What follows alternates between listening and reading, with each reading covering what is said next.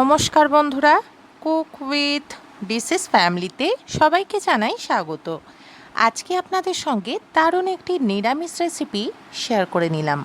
আমাদের আজকের রেসিপি পনির মশালা। রেসিপিটি খেতে হয় দারুণ। তাহলে দেরি না করে দেখে নেওয়া যাক রেসিপিটি আমরা কিভাবে বানিয়ে নিয়েছি। এই রেসিপিটিতে যে পনিরের ব্যবহার করা হয়েছে সেই পনির কিন্তু আমরা বাড়িতেই বানিয়ে নিয়েছি। প্রোটিনে ভরপুর এই পনির বেশ কিছু উপকরণ দিয়ে আমরা বানিয়ে নিয়েছি। আপনারা চাইলে একটু চওড়া করেও কাটতে পারেন। এখানে আমরা একটু সরু করেই কেটে নিচ্ছি, পাতলা করেই একটু কেটে নিচ্ছি। বন্ধুরা, পনিরটা আপনারা এইভাবেও কিন্তু খেতে পারেন। আমরা এটা একটু অন্যরকমভাবে তৈরি করে নিচ্ছি।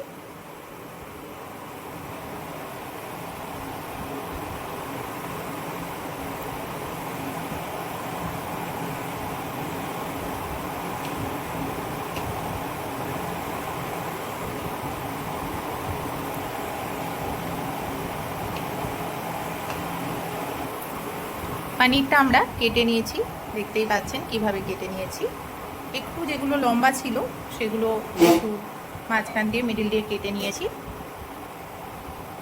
এখানে আমরা বেশ কিছুটা চার মগজ নিয়ে নিয়েছি আর পরিমাণ মতো কিছুটা কাজু বাদাম নিয়ে নিচ্ছি। এবারে কিছুটা জল দিয়ে দিচ্ছি। জলের মধ্যে কিছুক্ষণ কাজু এবং চার মগজটা ভিজিয়ে এবারে একটা বাটিতে পরিমাণ মতো কিছুটা টক দই নিয়ে নিচ্ছি। দইটা এবারে খুব ভালোভাবে ফেটিয়ে নেব।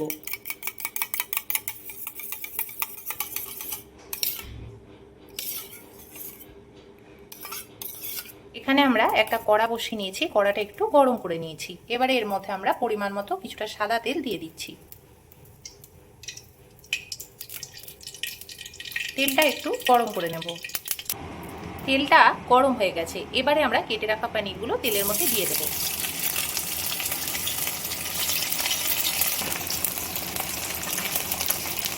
পনিরটা আমরা উল্টে পাল্টে হালকা লাল করে একটু ভেজে নেব।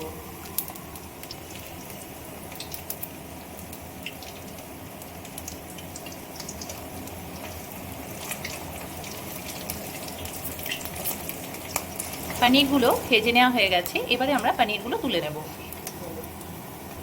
এখানে আমরা একটা গামলায় জল নিয়ে নিয়েছি, এর মধ্যে আমরা ভেজে নেওয়া পনিরগুলো দিয়ে দিচ্ছি। পনিরটা আমরা যেহেতু লাল করে একটু ভেজে নিয়েছি, কিছুক্ষণ জলে যদি ভিজিয়ে রাখা হয় তাহলে পনিরটা অনেকটা নরম হয়ে যায়, সফট হয়ে যায়। বাকি পনিরগুলোও আমরা একইভাবে ভেজে নেব। আমরা যে চার মগজ এবং কাজুটা ভিজিয়ে রেখেছিলাম সেটা আবার পেস্ট করে নেব। তার জন্য এখানে একটা মিক্সিং জার নিয়ে নিয়েছি, তার মধ্যে চার মগজ এবং কাজুটা নিয়ে নিচ্ছি। কিছুটা পরিমাণে জল অ্যাড করছি।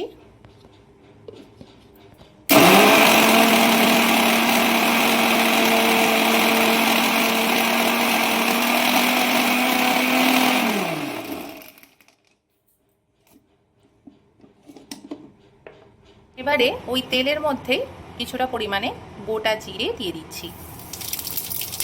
ফোড়নটা একটু ভাজা হয়ে গেছে, এবারে আমরা পরিমাণ মতো কিছুটা ধনে গুঁড়ো দিয়ে দিলাম। এবারে আমরা কিছুটা পরিমাণে জল দিয়ে দিচ্ছি যাতে মশলাটা কোনোভাবে পুড়ে না যায়। এবারে পরিমাণ মতো কিছুটা জিরে গুঁড়ো দিয়ে দিচ্ছি। এবারে পরিমাণ মতো সমস্ত মশলাটা এবার খুব ভালোভাবে তেলের মধ্যে একটু নেড়ে চেড়ে নিলাম। এবারে আমরা এর মধ্যে কিছুটা পরিমাণে টমেটো সস দিয়ে দিচ্ছি। টমেটো সসটা সমস্ত মশলার সঙ্গে খুব ভালোভাবে নেড়ে চেড়ে মিশিয়ে নিলাম। এবারে আমরা স্বাদ অনুযায়ী চিনি দিয়ে দেবো। এবারে আমরা স্বাদ অনুযায়ী নুন দিয়ে দেব। নুন এবং মিষ্টিটা খুব ভালোভাবে বাকি মশলার সঙ্গে মিশিয়ে নেব। সমস্ত মশলাগুলো খুব ভালোভাবে তেলের মধ্যে নেড়ে চেড়ে নিয়েছি, একটু কষিয়ে নিয়েছি। এবারে আমরা গ্যাসটা বন্ধ করে দেব। এবারে আমরা দিয়ে দেব।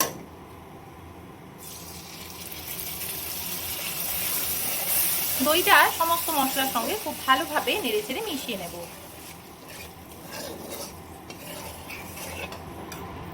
গ্যাসটা বন্ধ করে দইটা দিলাম। গ্যাসটা বন্ধ করে দইটা দিলে দইটা দেখুন একটুও কিন্তু ফাটেনি।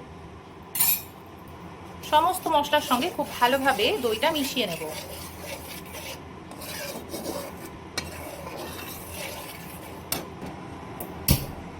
এবারে আমরা গ্যাসটা জ্বেলে দিলাম। এবারে আমরা গ্যাসটা কমিয়ে মশলাটা খুব ভালোভাবে কষিয়ে নেব।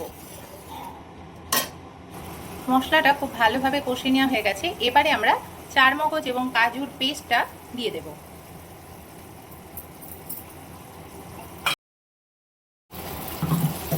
চারমগজ এবং কাজু পেস্টটা খুব ভালোভাবে সমস্ত মশলার সঙ্গে মিশিয়ে নিয়েছি।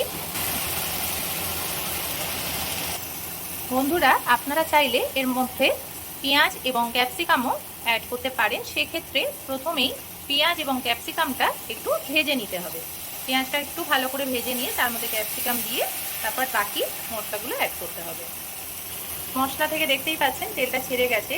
ছেড়ে দিয়ে যে মিক্সিং জারে আমরা পেস্টটা তৈরি করে নিয়েছিলাম কাজু এবং চারমগজে, সেই মিক্সিং জারটা আমরা ধুয়ে কিছুটা পরিমাণে জল এখানে অ্যাড করছি।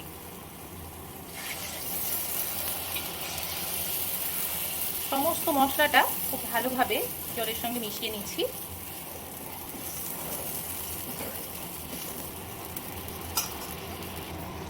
গ্রেভিটা ফুটে উঠেছে। এবারে আমরা পনিরগুলো জল থেকে তুলে দিয়ে দেব গ্রেভির মধ্যে। দেখুন বন্ধুরা কতটা সফট হয়েছে, দেখতেই পাচ্ছেন জলে ভিজিয়ে রেখেছিলাম।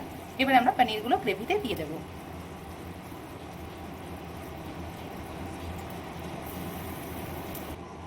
পনিরটা দিয়ে কিছুক্ষণ আমরা ফুটিয়ে নেব গ্রেভিটা।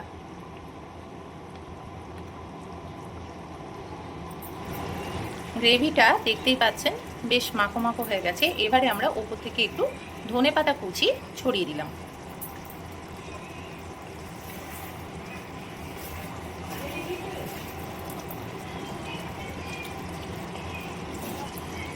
এবারে ওপর থেকে একটু ঘি ছড়িয়ে দিচ্ছি। আপনারা ঘি না দিতে চাইলে আপনারা এখানে বাটারেরও ব্যবহার করতে পারেন।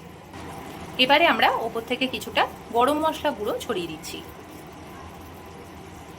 এবারে আমরা গ্যাসটা বন্ধ করে দিলাম। এবারে আমরা পনিরটা একটি পাত্রে ঢেলে নেব। পনির মশালা তৈরি হয়ে গেছে। রেসিপিটি ভাত, রুটি, পরোটার সঙ্গে সার্ভ করতে পারেন। প্রোটিনে ভরপুর নিরামিষ এই রেসিপিটি খেতে হয় দারুণ। রেসিপিটি ভালো লাগলে ভিডিওটিকে লাইক, কমেন্টস অ্যান্ড শেয়ার করবেন এবং আরও নতুন নতুন রেসিপি পেতে আমাদের এই চ্যানেলটিকে সাবস্ক্রাইব করবেন। সকলেই ভালো থাকবেন, সুস্থ থাকবেন। নমস্কার।